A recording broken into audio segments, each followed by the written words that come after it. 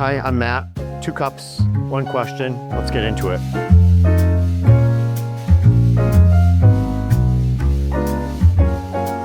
Today I'm here with Jeff Altschul from Tamarisk NorthShore, where they work with families navigating some of life's most challenging decisions. From your experience, what does it look like when families put off having that conversation about whether or not mom and dad are safe at home?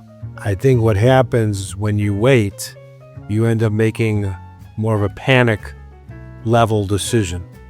And not to say that a panic level decision can't or won't work out, but I've seen it where panic decisions don't work out for both the family, for both the community.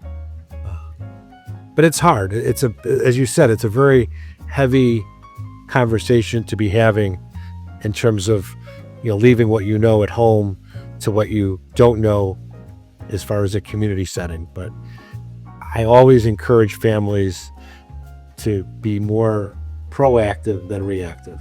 When you're speaking with families who are considering a move, where do you see things going wrong when they're in the process of making that decision or weighing that decision?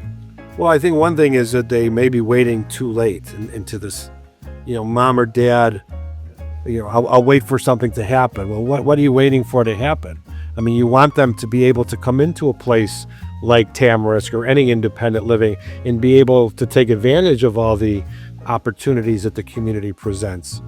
So I've seen that happen where, family will wait and, oh, mom fell down the steps and now she can't walk.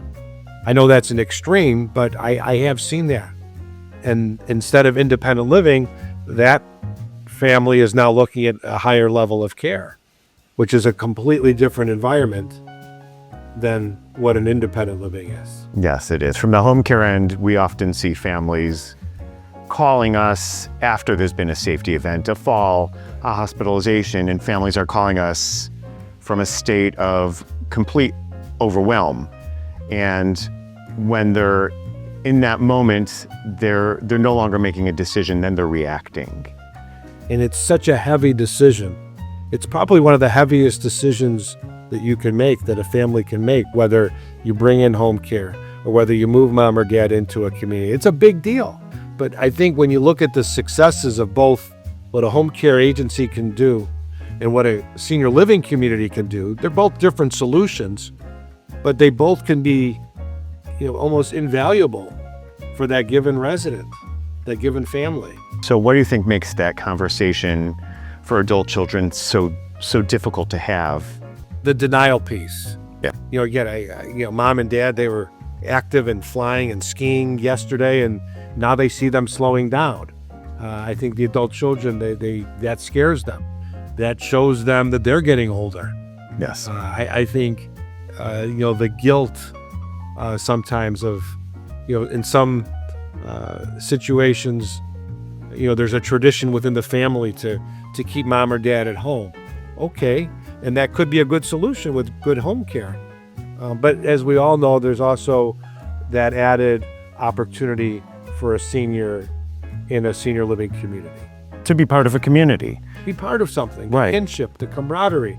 We just had a luncheon here, and there were 2 gentlemen that recently moved into the building together. Mm-hmm. And it turns out they went to grammar school together. I mean, it's those things happen, and I'm sure you hear stories like that too. From our experience, when families make that decision, or at least when they have that conversation earlier, they tend to succeed a little bit more. There tend to be better outcomes because what they might not be considering is having that conversation early gives them more options and it gives them more power. I see families that get caught up in, I call it analysis paralysis. I'll meet with a family and they'll tell me, well, we're looking at 10 or 15 communities. You don't need to do that. You don't need to look at 10 or 15 communities. I said, that's overwhelming yourself. Identify a short list of 2 or 3 communities, maybe 4 communities. Go in multiple times, meet with multiple directors. At the same time, you don't want to rush in, but you also don't want to drag the process out too far along. Right, because then you risk making a decision in the midst of a crisis. Yeah. And then the options start to wither away. Right. If you had one piece of advice to give to families who are facing this decision, what would you share with them? I would share with them to be honest with themselves, honest with where their loved one is at. I've talked to families and they're not always 100% disclosing where mom or dad really is. Oh, mom is independent, but she's not really independent. So I think being fair to understanding where mom or dad is, I think is a big thing. Just be honest. Yeah. Because what will happen is, the community will go and do an assessment in certain cases. They'll meet mom or dad, but that's only 35, 40 minutes.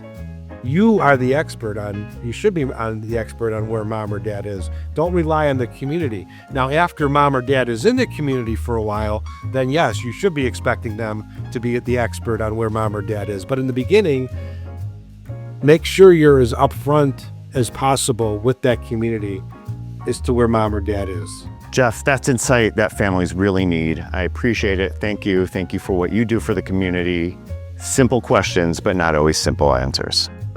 Thank you.